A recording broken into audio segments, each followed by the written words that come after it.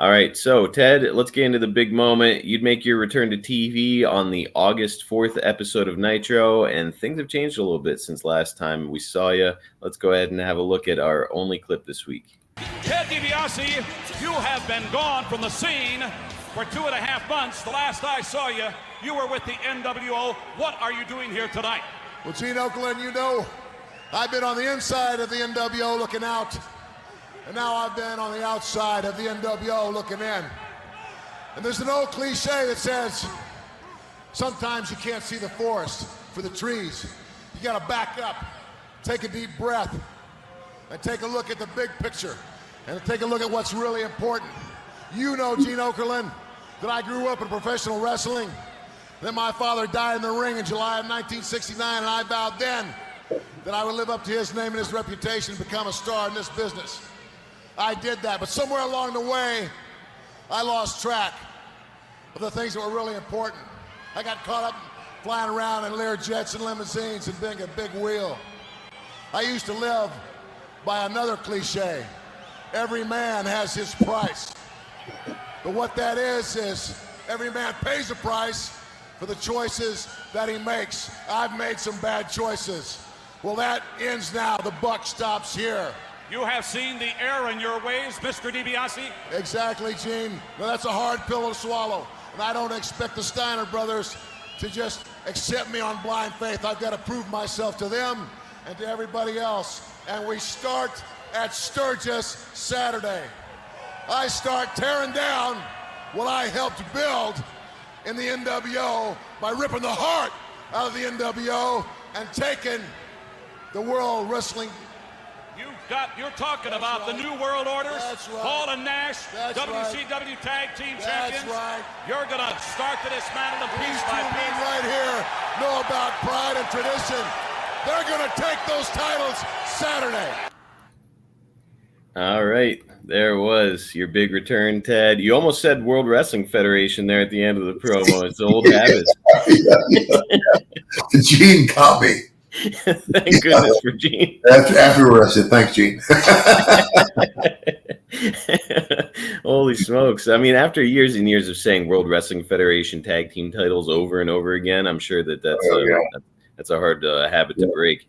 But Ted, you know, that promo sounded like it was equal parts storyline where you're talking about, you know, the mistakes you made joining the NWO, and also equal parts true to your life where you were saying, I made a lot of mistakes in my life.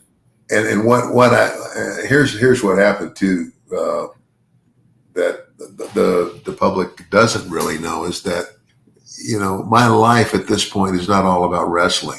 Okay. Mm-hmm. Before that, it was all about wrestling, you know, and and that was the most important thing. Now, the most important thing to me is my relationship with God, my relationship with my family, and then wrestling. And so, you know, so being make me a babyface manager, that's fine, do whatever. And I just told him, I said, you might consider turning me babyface because you're going to be seeing me on a lot of, you're going to have me on TV as a heel over here with these guys, and then, they turn the channel and there I am professing Christ as my Savior, so. Yeah, a little disparity between what they're seeing maybe on Nitro versus. Even though most people understood that wrestling is, it's show business.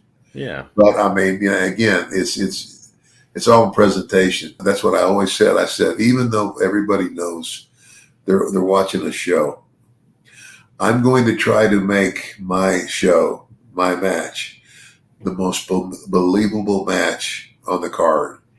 I want to walk away from that ring with people going, the rest of this stuff is phony, but those guys were really trying to go for it. Mm-hmm.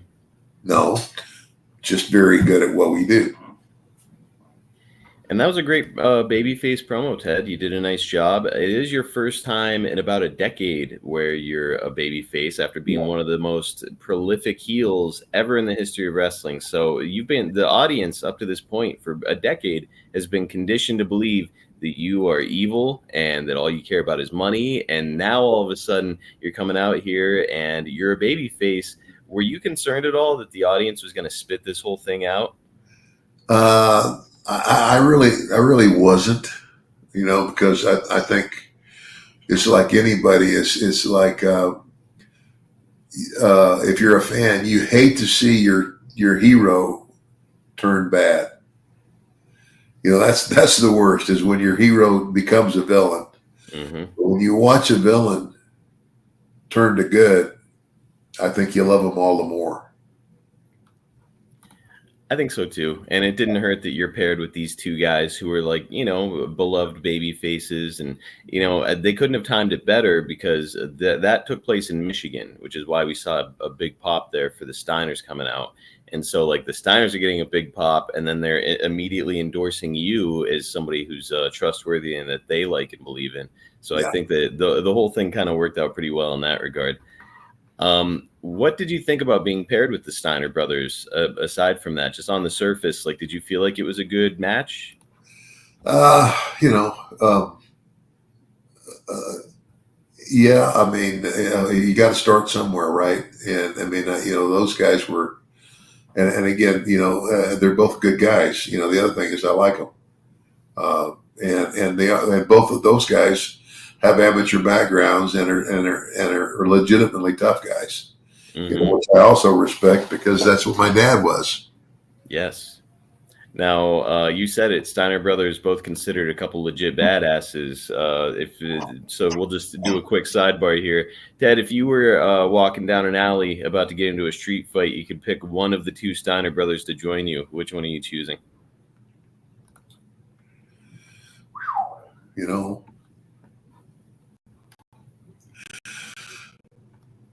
Well, right now, I think I probably have to say Scott, because he's a little younger.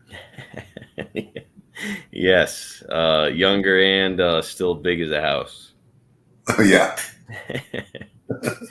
Well, I think an argument could be made that you would have been better suited to be paired with the Four Horsemen here. Now, I know a lot of people hear me say that, and they're like, well, Four Horsemen are heels. Not in this era. They were getting ready to start a big feud with the NWO, so the Four Horsemen are baby faces at this time. I don't know, Ted, if you could go back and redo it, do you think you would prefer to be paired with the Four Horsemen as opposed to the Steiners? The Four Horsemen, obviously, you got some great guys there. That's a great group. Mm-hmm. And, yeah, I would have loved to have been part of that too. But at the end of the day, here's all I'm trying to say. I might have been more concerned about it if all I was really concerned about was my wrestling career. Gotcha. Right now, I'm not totally into my wrestling career. And the other part of that is, for the first time in my life, I'm on a contracted, guaranteed salary. Yeah. I had signed a contract where the first year I'm going to make this much, the second year I'm going to make this much more, and the third year I'm going to make this much more. Yes. No cut. And even if I leave the company, they still got to pay me till it's paid up. So between that and kind of like your lack of passion for wrestling, not that you weren't passionate about wrestling, but it's taken a back burner to your other passions at this point. That's sort of a recipe for you to say, like, yeah, is that what you want me to do for creative? Sounds good. Whatever. I'll do it. And You're just going out doing your job. So interesting position for you to be in here for the first time in your career.